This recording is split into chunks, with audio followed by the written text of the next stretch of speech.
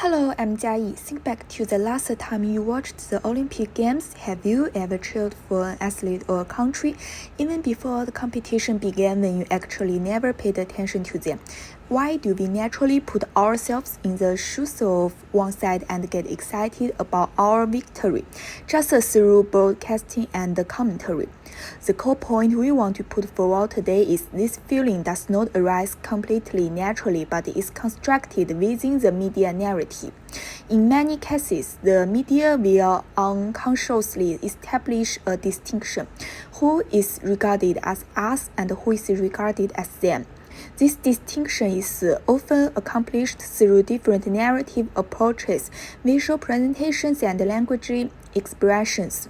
When similar images and stories keep emerging, they will gradually become a seemingly natural common sense, influencing people's understanding of a sense of belonging and identity. Hello, this is Wigar Khalil, and I'm going to be explaining the example.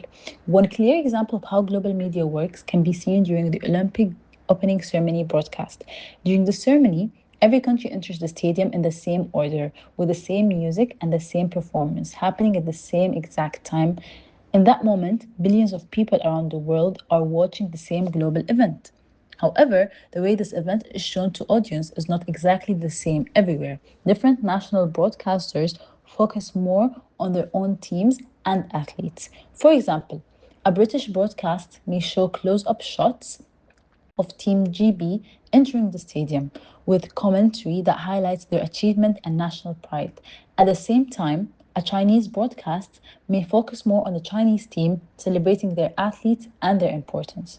So even though people around the world are watching the same ceremony, the story being told is slightly different depending on the country. Certain teams are given more attention while others appear less important. This shows that even global events can still be presented through national perspectives. Hi, my name is Mari, and I'm going to be talking about Stuart Hall and how media constructs the boundary.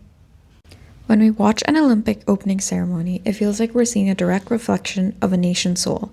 But according to Stuart Hall, media doesn't just reflect a pre-existing reality, it actively constructs it. These ceremonies are not just parties. They are a high-stakes system of representation designed to build a specific meaning of what a country is. Producers use national symbols and historical myths to foster a sense of collective belonging. And us. Think of 2012, London Isles of Wonder, or Beijing's 2008's grand narrative of progress. By using language, signs, and images, the media creates a version of reality that serves a dominant patriotic ideology, making complex national histories feel like single, unified stories. But a boundary has two sides. While the host is us, every other nation entering the stadium is framed as them. Hall's theory shows how foreign nationals are often reduced to guests or rivals through reductive stereotypes. This process of othering reinforces national boundaries, defining the sanctioned nation by showing exactly who does not belong to it. However, the meaning isn't fixed. Hall's encoding-decoding model reminds us that while the dominant patriotic narrative is offered, the audience doesn't always buy in. Some viewers might accept the preferred meaning, but others might negotiate it or even oppose it entirely, seeing the spectacle as a political propaganda rather than pure celebration. Thank you. Building on Hall's point, Benedict Anderson helps explain why this media construction feels so powerful. Anderson says that a nation is an imagined community. This does not mean it is fake. It means that most members of a nation will never meet each other, but they still feel connected. That feeling is created through shared media experiences. When millions of people watch the same Olympic broadcast at the same time, they begin to imagine themselves as a part of one collective. So when a broadcaster focuses on your country's athletes, celebrates their entrance, and gives emotional commentary, it does more than provide information or just watch sports. It creates a shared feeling of pride and belonging.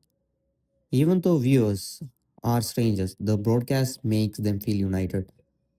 This is why national identity in media feels natural, even though it is being carefully produced.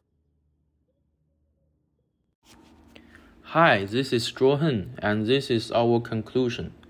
Ho showed us that media actively constructs who we are through representational choice, Anderson showed us why it feels so real, because shared media experience produce true feelings of collective belongings. Together, they make one thing clear.